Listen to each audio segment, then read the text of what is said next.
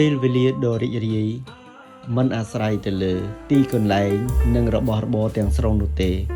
ក៏ប៉ុន្តែវាអាស្រ័យទៅលើពេលវេលានៃការជួបជុំសប្បាយរីករាយជាមួយគ្នាបាទបង្កើតនូវអនុស្សាវរីយ៍ដ៏មានតម្លៃបំផុតដែលយើងមិនអាចបំភ្លេចបាន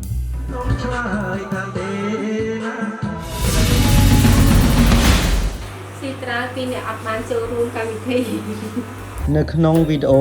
មួយនេះបាទខ្ញុំនឹងបង្ហាញជូនពុកម៉ែបងប្អូនដែលកំពុងតែទស្សនានៅការជួបជុំដ៏សាមញ្ញមួយតែមិនមែនជាដំណើរកម្សាន្តឆ្ងាយតែជាពេលវេលាដ៏មានតម្លៃមួយរបស់ពួកយើង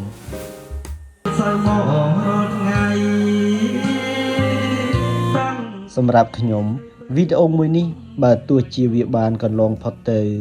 យូរឆ្នាំហើយក៏ដោយនោះគឺខួបកំណើត Jenny ជាភរិយារបស់ខ្ញុំនៅថ្ងៃទី6 ខែតុលាឆ្នាំ2020ថ្ងៃនោះមានមិត្តភ័ក្តិបងប្អូនជាច្រើនបានចូលរួមសប្បាយ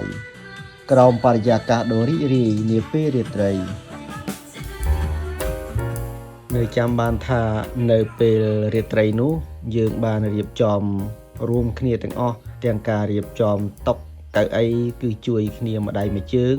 ហើយក៏ជួយការងារធ្វើម្ហូបចម្អិនបាទទាំងអស់គ្នា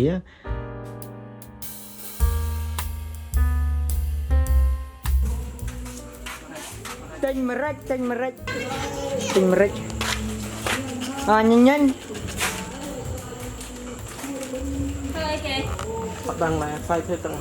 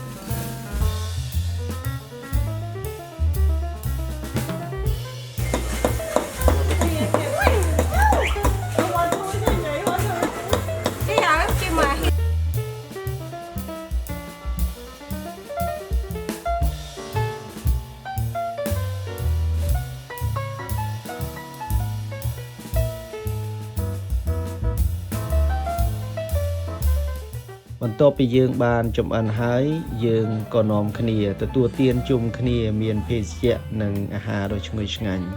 ហើយខ្លះក៏គាត់ច្រៀងលេងកម្សាន្តយ៉ាងរីករាយនៅក្នុងរាត្រីនោះផងដែរ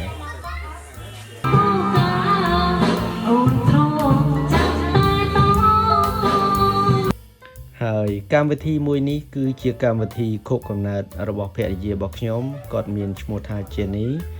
ហើយក៏ជាពេលវេលាមួយដែលយើងបានរីករាយសប្បាយជាមួយគ្នា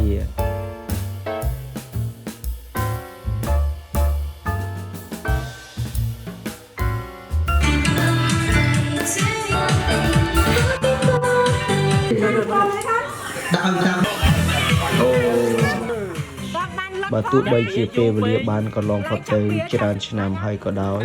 ក៏ប៉ុន្តែអនុស្សាវរីយ៍ទាំងអស់ហាក់នៅថ្មីជាពិសេសខ្សែវីដេអូមួយនេះដែលយើងបានថតទុកវាជាកម្រងអនុស្សាវរីយ៍មួយសម្រាប់រំលឹករាល់សកម្មភាពទាំងអស់នៃការជួបជុំរបស់យើង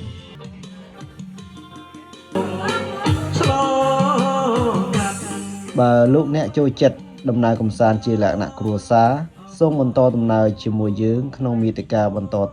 ទៀត